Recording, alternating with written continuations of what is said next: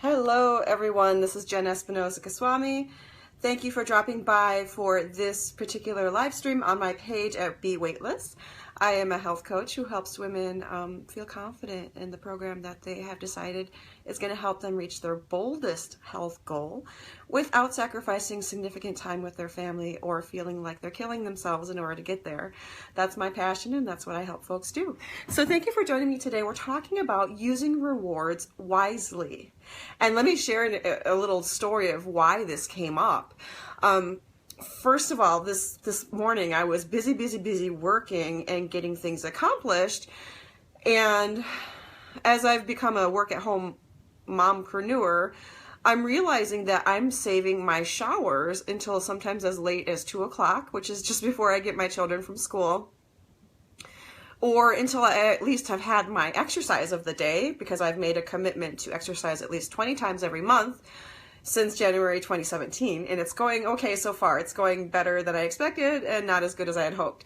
But anyway, I'm noticing that my scheduling is reflecting the fact that I'm rewarding myself for achieving certain business and exercise goals.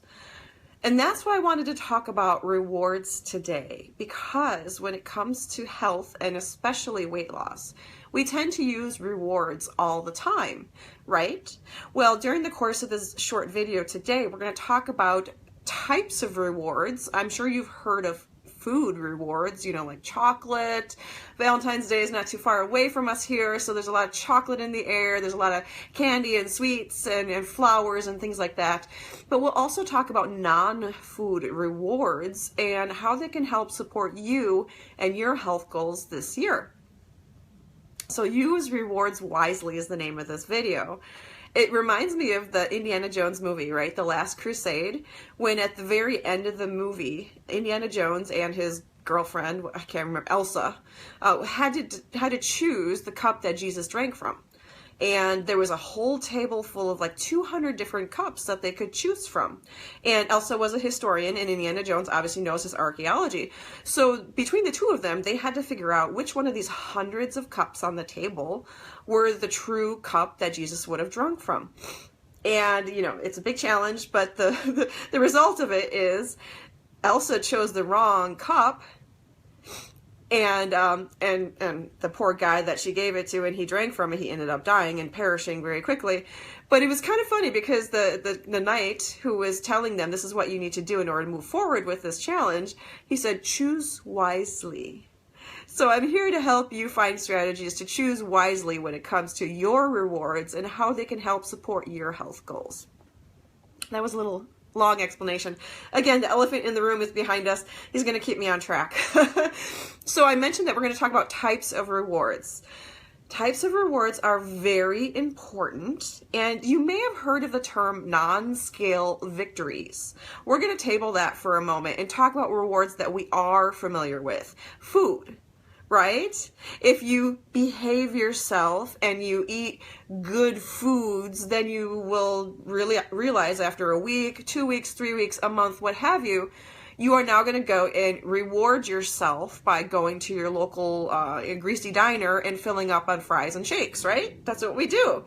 Or you say, well, I've been so good, it's time for me to go and eat something that's terribly unhealthy for me because that's my reward for being good. As a kid, this plays out as well. I know when I was growing up, whenever I got an A in school, which happened quite a bit because I was a really good student, my father would treat me to an ice cream or something from Dairy Queen, like one of those blizzards. And being the pleasure seeker that I was, I never stopped at just an ice cream cone or a small blizzard. I went for the large one with extra candy in it. You know, I was a kid. I was trying to reward myself properly. And that's a way of thinking that was very difficult for me to break as I became an adult and I was focusing on improving my health. If you've become accustomed to thinking of rewards as food, it is a challenge and it is a process to get out of that way of thinking. So if you're joining me live or if you're on the replay here, please type in your idea of a reward. It can be food, it can be something else, but I'd really like to hear from you. What is your thinking? What comes to your mind when I say the word reward? And when you've been working really hard, or you've had a crap day, or you've accomplished something amazing, what do you what do you choose as your reward?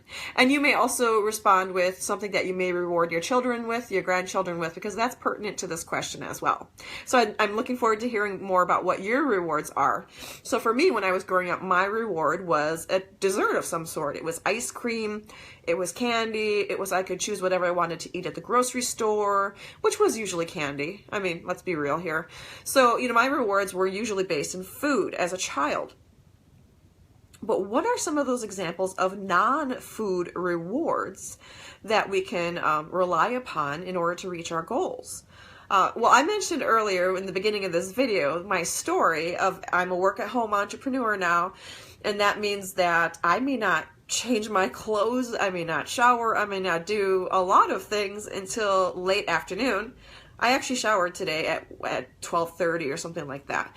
But what I'm doing is I'm rewarding my accomplishments for the day, whether those are business related or fitness related.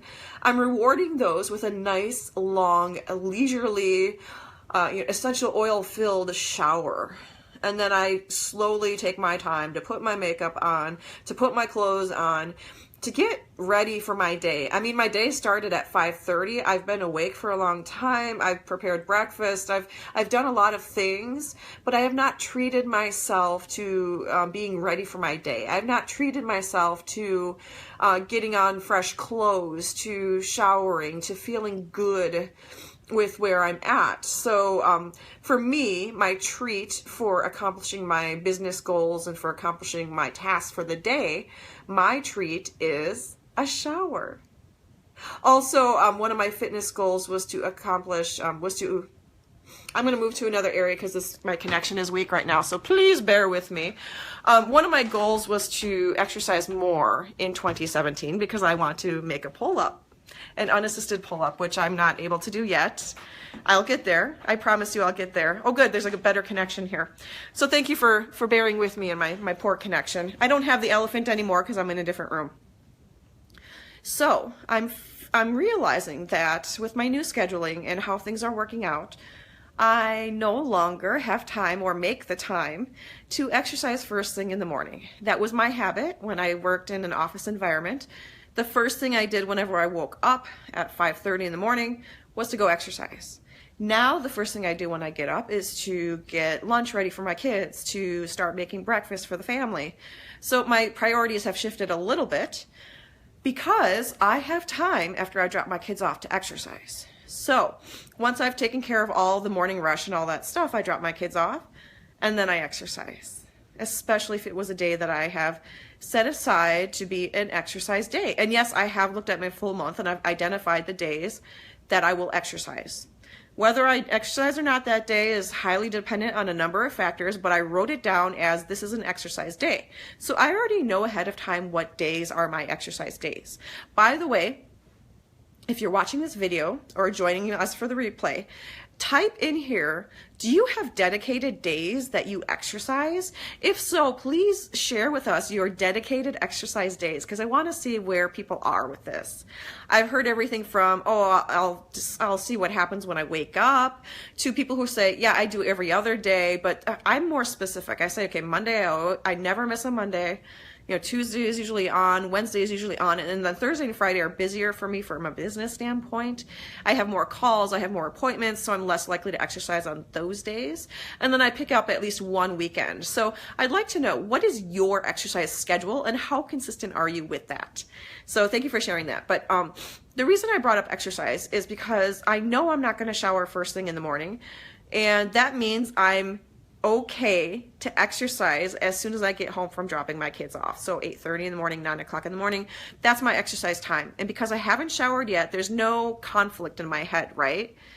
And I know that after I exercise, I'm going to either have a snack or shower, or not necessarily in that order.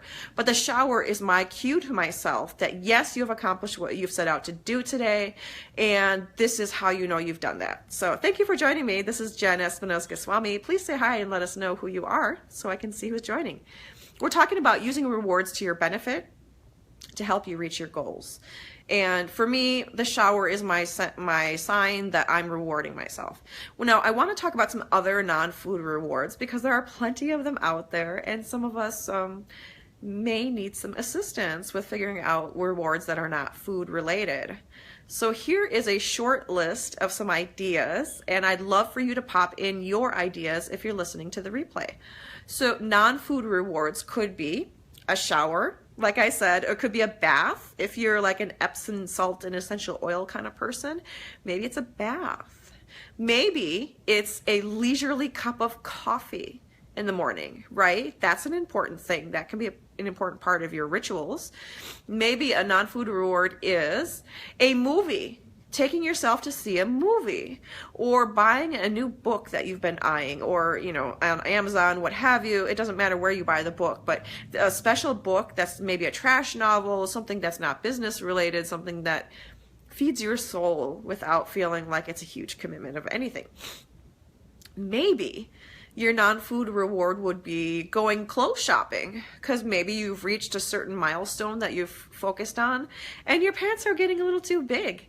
Maybe you want to get a nice accessory like a new purse. You haven't treated yourself to a purse for a while. Shopping is always a good one. Maybe you're a mani-pedi kind of gal. I do my own toenails. I don't pay for that, but sometimes I'll go buy some fun little things to get my fingernails done and just feel special that way. Or maybe it's just a new lipstick or a new shade of lipstick, a piece of jewelry, something that gives you pleasure. And again, it doesn't have to be expensive. You can go to your local, you know, consignment store and get yourself a $5 bauble, but it's a non-food reward and it can make you feel really good. Plus, it contributes to your image and how you feel about yourself and your level of confidence and sexiness. So there's nothing wrong with that, my friends. Make yourself feel confident and sexy. That's a really important piece of your overall health and well-being. Some other non-food rewards. If you want to go big or go home, you could do things like planning a night out, right?